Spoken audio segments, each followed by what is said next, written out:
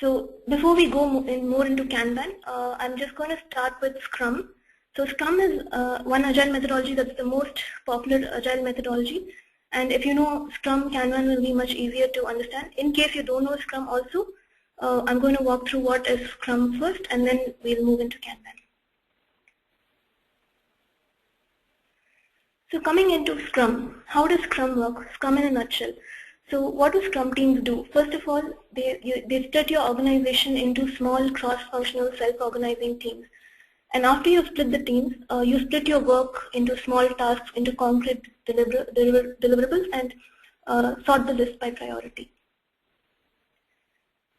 After you've sorted the list by priority, you start going into iterations. You figure out fixed length iterations, usually 1 to 4 weeks, that will work for you.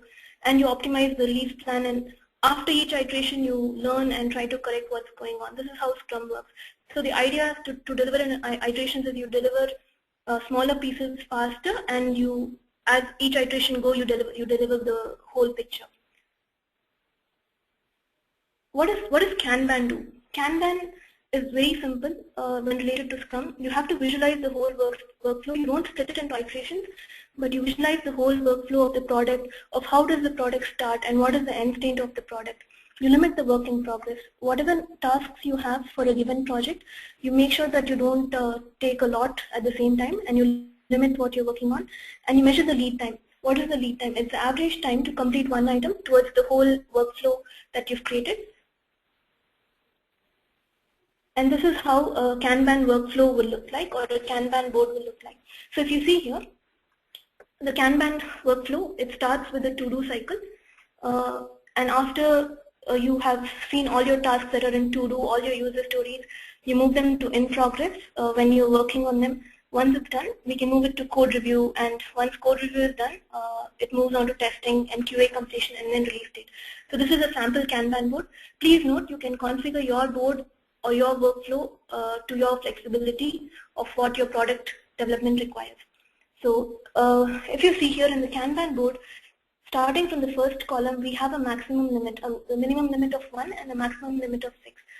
For the to-do list, for the in progress, we have the minimum limit of 1 and a maximum limit of 3. So this is the concept of at any point of time, there will be not more than 3 tasks that are in progress, and we limit the work in progress. So this is a very simple Kanban board. If you see, the difference between a Scrum board and a Kanban board will be, in the Scrum board, the board will reset after every iteration, but this Kanban board is persistent, and it will stay with us until the product is done, so you can track the whole product holistically. Going into more details about Kanban, Kanban is less prescriptive. So what does that mean?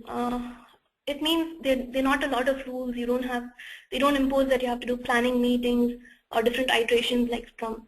So if you see, a lot of prescriptive software development processes like RUP, extreme programming, we have the comparison here. In RUP, they try to do more than 120 plus items at one time, wait for everything to complete before they can do everything else. In Scrum, even though you have iterations, you try to take as much as you can within the iteration and improve on your velocity. So we are limiting the work in progress to some extent in Scrum, but it is not direct. In Kanban, we try to take only the minimum number of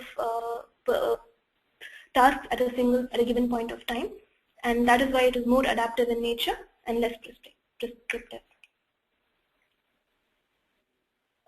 Okay, what are the foundational principles of Kanban?